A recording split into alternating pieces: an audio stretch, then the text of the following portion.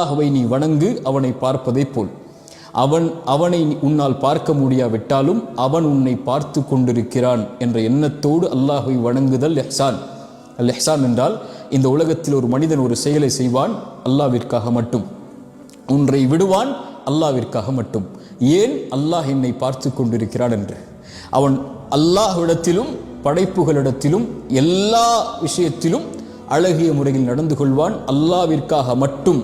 தன் பெற்றோருக்கு பணிவிடை செய்வான் அல்லாஹ்விற்காக மட்டும். குழந்தைகளுக்கு உணவளிப்பான் அல்லாஹ்விற்காக மட்டும். தன் மனைவியிடத்தில் நல்ல முறையில் நடந்து கொள்வான் அல்லாஹ்விற்காக மட்டும். ஏழைகளுக்கு உணவளிப்பான் அல்லாஹ்விற்காக மட்டும். பொய் பேசுவதிலிருந்து விலகிக் கொள்வான் அல்லாஹ்விற்காக மட்டும். புறம் பேசுவதிலிருந்து விலகிக் கொள்வான் அல்லாஹ்விற்காக மட்டும். கோபங்களை கைவிடுவான் அல்லாஹ்விற்காக மட்டும். பிறருடைய குறையை குறித்து பேசாமல் தன்னை பாதுகாத்துக் கொள்வான் அல்லாஹ்விற்காக மட்டும்.